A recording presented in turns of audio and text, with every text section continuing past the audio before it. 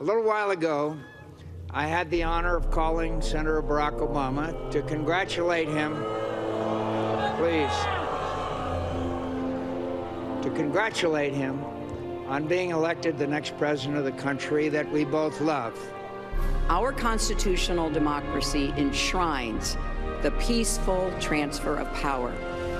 And we don't just respect that, we cherish it. It's a hallmark of American democracy. Since 1896, every losing presidential candidate has conceded. I have lost. Mr. Nixon has won. The democratic process has worked its will. Often after bruising campaigns. It hurts too much to laugh, but I'm too old to cry. I promised you 4 years ago that I would never lie to you. So I can't stand here tonight and say it doesn't hurt. Tomorrow will be the first time in my life I don't have anything to do. The losing candidates finding the words to help unify the country. At a time like this, we can't risk partisan bickering and political posturing. Our leaders have to reach across the aisle to do the people's work. Whether or not our candidates are successful, the next morning we all wake up as Americans. In 2000, the nation woke up with no winner. A historic Florida recount between Al Gore and George W. Bush left the country on edge for 36 days. Let there be no doubt. While I strongly disagree with the court's decision, I accept it. And tonight, for the sake of our unity as a people and the strength of our democracy, I offer my concession. Earlier tonight, I spoke with our chief White House correspondent, John Karl, and historian Leah Wright Rigueur about President Trump's refusal to concede. John and Leah, thanks so much for joining us. John, first question to you. There's news tonight that President Trump has fired the head of the agency that vouched for the reliability of the 2020 election. What does that say about his willingness to concede and accept the results? Well, Byron, this is Christopher Krebs. He was actually the top cybersecurity official for the past 2 years at the Department of Homeland Security, at Donald Trump's Department of Homeland Security. And Krebs had said that there was absolutely no credible evidence of any kind of funky business with voting machines, that they were secure. He said that cybersecurity experts across the board had confirmed this. And just after he does it, Trump fires him. So, look, it does not point to a quick concession from Donald Trump. He is still insisting, even as he's firing his own top cybersecurity official, he is still insisting widespread voter fraud of all types. And Leah, to that point, I mean, it seems like President Trump has the nation on a particular path. What will be the impact if Trump refuses to deliver a concession speech? Well, I think one of the things that we think about when we think about concession speech is the message that it sends to supporters. So it sends one of, generally unity, fall in line, this is the person that will be leading, the country, and I ask that you accept that. So when Donald Trump says to his followers and to the world, I do not accept the results, it signals to his followers that they don't have to accept the results.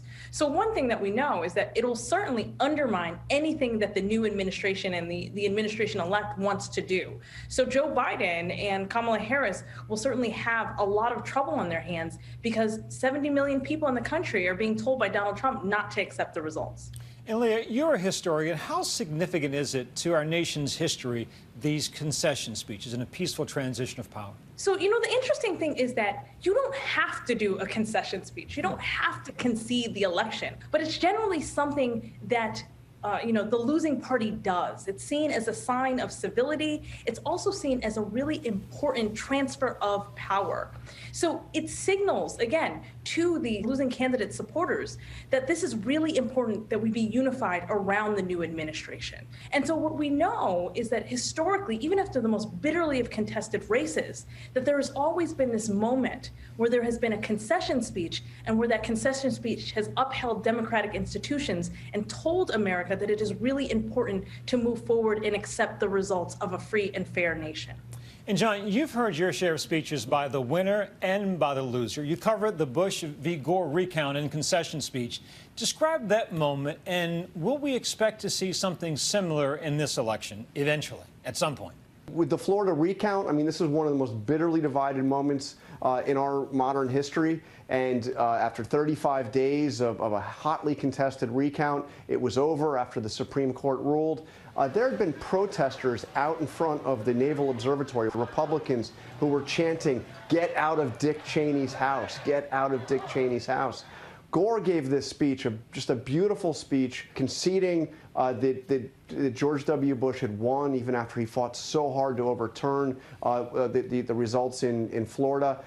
Wished him the best of luck, offered to help him in his administration. And those protesters actually still were out there chanting, but now they were chanting, "Thank you, Al Gore. Thank you, Al Gore." As for Donald Trump, look, he wants people to believe that this election was fraudulent. He will ultimately, I believe, give some kind of speech, but it won't be a concession speech. It'll be accepting the results in a way, but conceding, if he's conceding anything, conceding that the election was stolen from him. He wants to be able to go out to those 70+ million people that voted for him and say that he's not a loser, that he didn't lose this thing. The only reason why he's leaving the White House is because the presidency was stolen from him. John and Leah, thanks again for your time.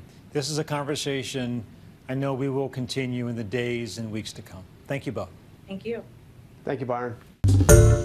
Hi, everyone. George Stephanopoulos here. Thanks for checking out the ABC News YouTube channel. If you'd like to get more videos, show highlights, and watch live event coverage, click on the right over here to subscribe to our channel. And don't forget to download the ABC News app for breaking news alerts. Thanks for watching.